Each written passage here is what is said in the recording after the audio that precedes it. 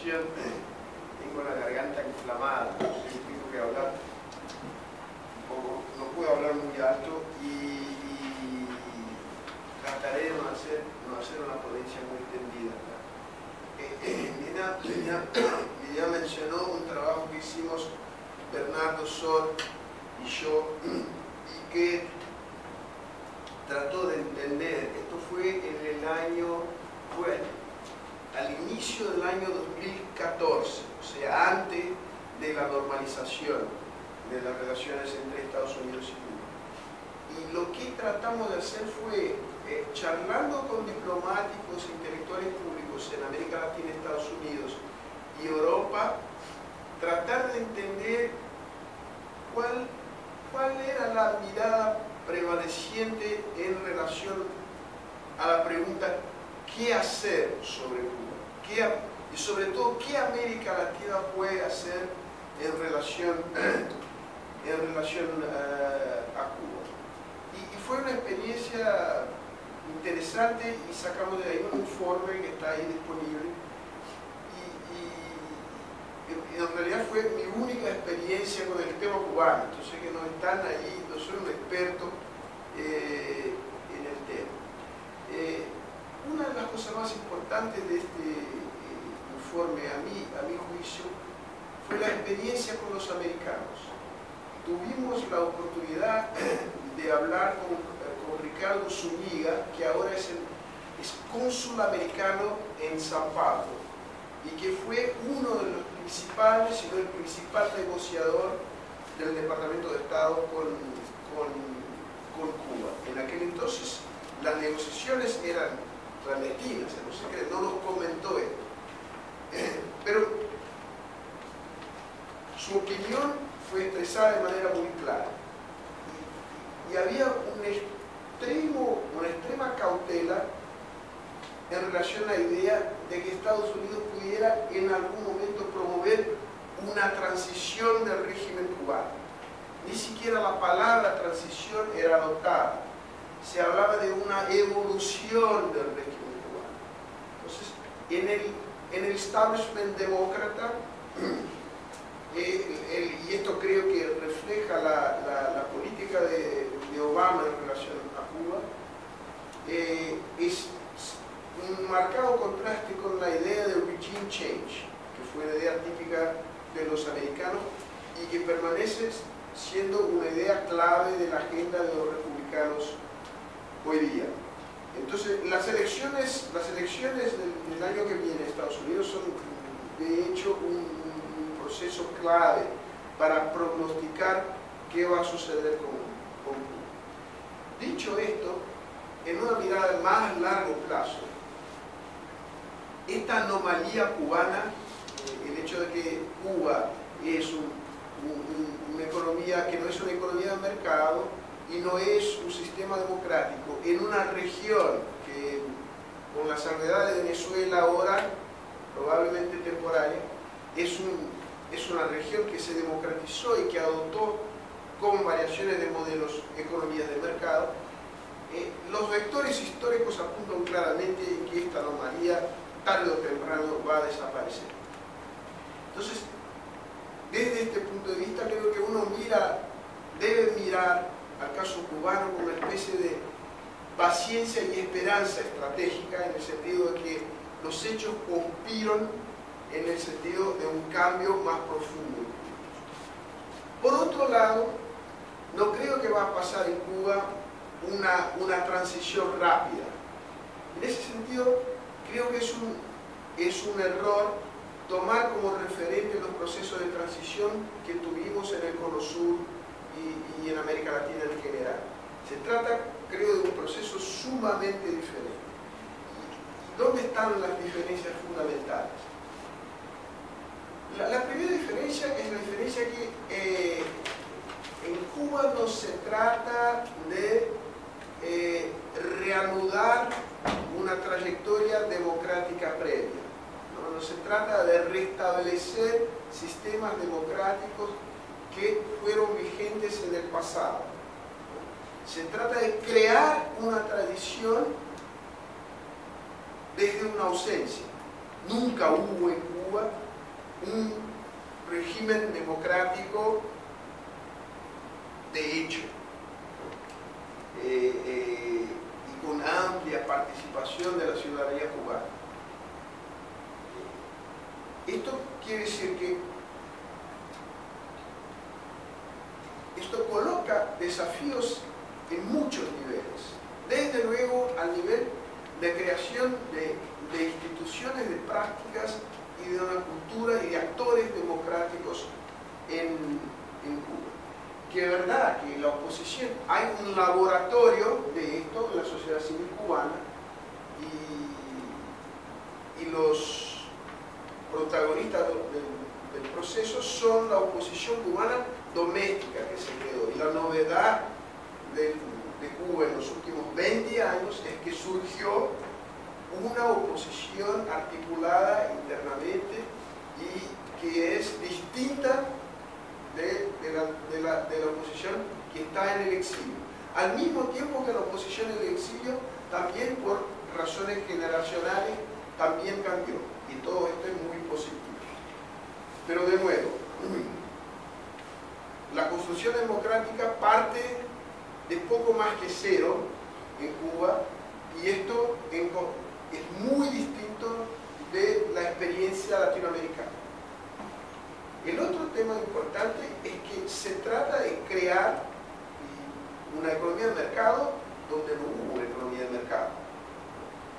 Y sabemos que la economía de mercado no es una condición suficiente para la democracia, pero es una condición necesaria, por mil razones. Otra diferencia importante que tiene que ver con el régimen político y también con el sistema económico, el rol de los militares. Los militares son la columna vertebral del régimen cubano. Los Castro van más temprano que tarde a fallecer, pero el Estado cubano hoy está sentado sobre las bases de las Fuerzas Armadas. La Iglesia y las Fuerzas Armadas son las instituciones realmente organizadas en Cuba. Y las Fuerzas Armadas juegan un papel político en el ámbito de seguridad, pero también en el ámbito económico. Manejan empresas, tienen intereses económicos propios. Esto nunca sucedió en América Latina. En una palabra, el poder de veto de los militares en Cuba tiene una fuerza que nunca tuvo en América Latina.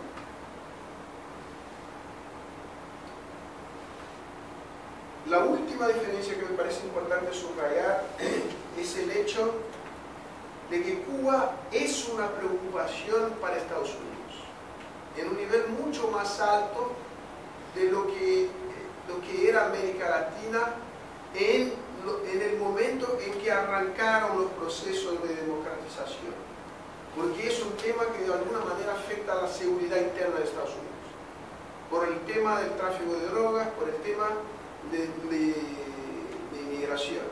El gran temor del establishment americano es de que Cuba se transforme en un estado fascista, un failed state. Esta es la preocupación de primera orden. La democratización de Cuba es una preocupación de segunda orden desde el punto de vista de Estados Unidos. Resulta de este conjunto de características del proceso que todo conduce a la conclusión que será un proceso largo y vulnerable a sus zigzags, pero que creo que tiene un rumbo más o menos definido porque los hechos conspiran en favor de los hechos globales, conspiran en el sentido de un proceso largo, pero un proceso que tiene un sentido claro. No es malo que sea así. Aquí creo que está la paradoja y al mismo tiempo el dilema. El hecho de que el proceso va a ser un proceso gradual y largo no necesariamente es una mala característica del proceso desde el punto de vista de los demócratas. ¿Por qué?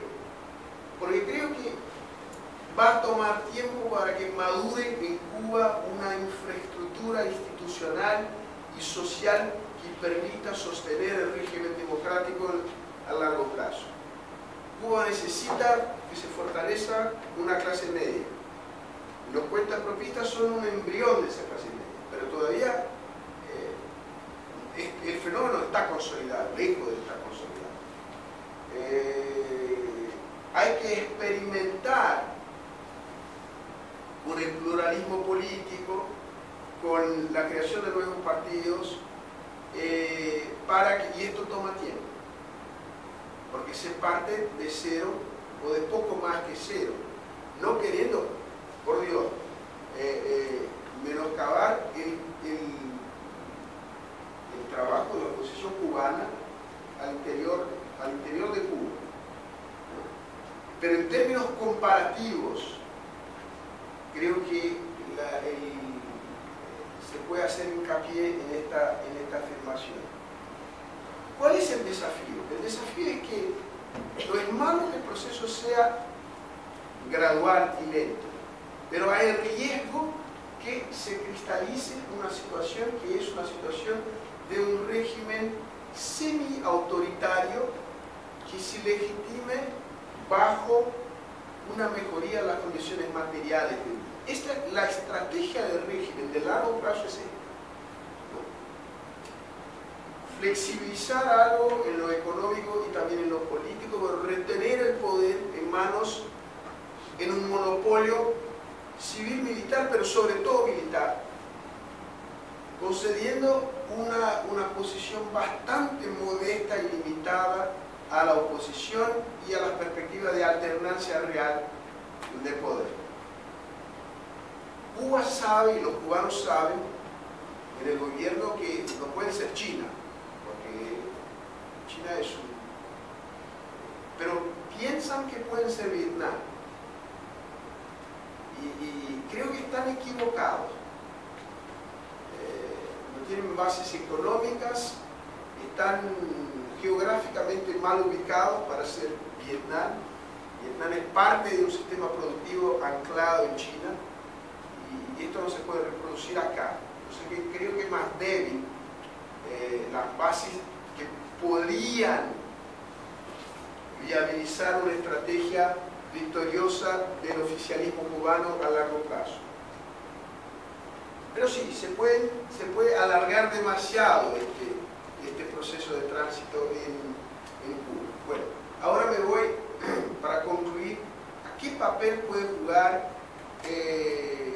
América Latina? Y desde luego Brasil, que nos juega, en la mejor de las hipótesis, nos juega papel relevante alguno. Y creo que aquí el tema esencial es de mantener el régimen cubano sobre presión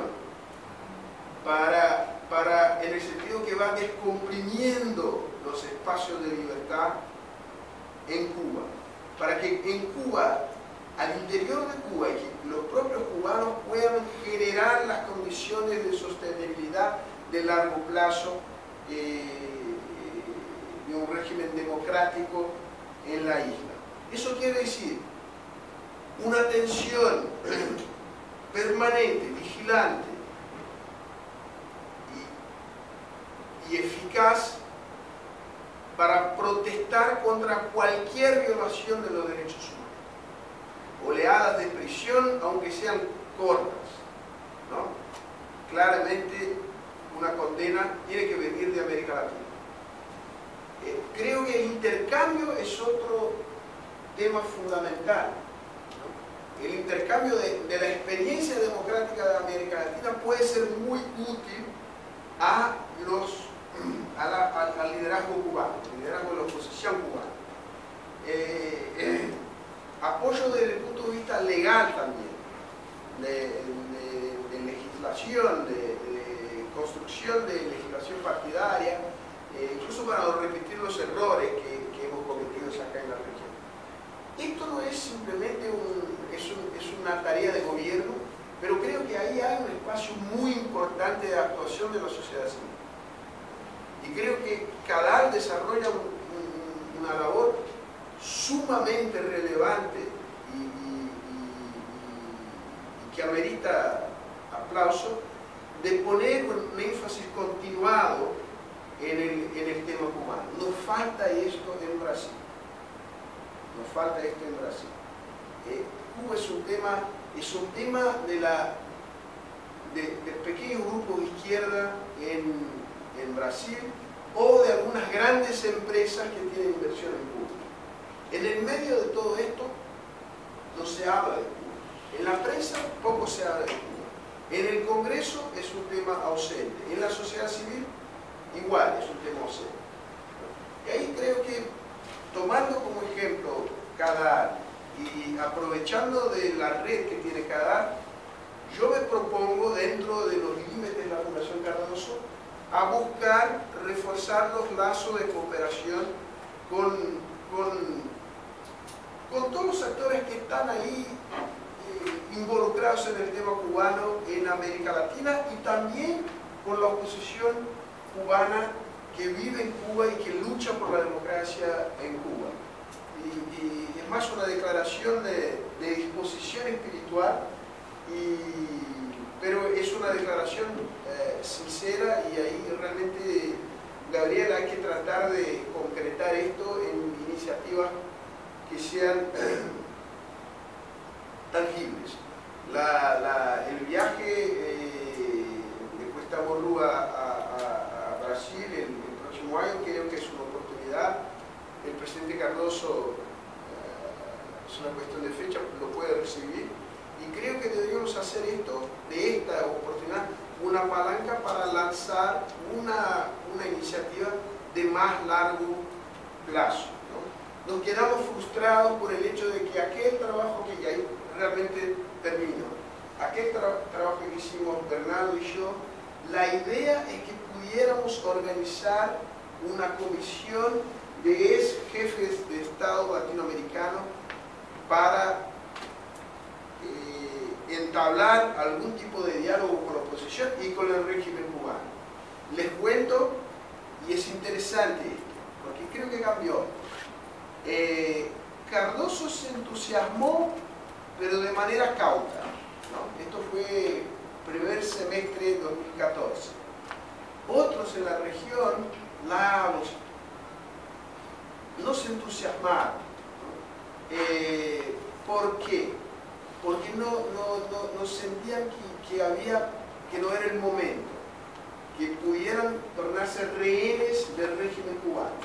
Creo que la situación ahora es otra, ¿no? Porque no cabe lugar a duda, Latinoamérica tiene un papel sumamente importante, pero es Estados Unidos que hace realmente la diferencia en el tema cubano. Aunque compartamos con Cuba, sobre todo ustedes que son hispanohablantes, cultura, lengua y todo, es la diferencia de poder, y es brutal, ¿no? Esto quiere decir que no debemos actuar. Termino por acá, les agradezco y ojalá podamos seguir en este diálogo. Muchas gracias.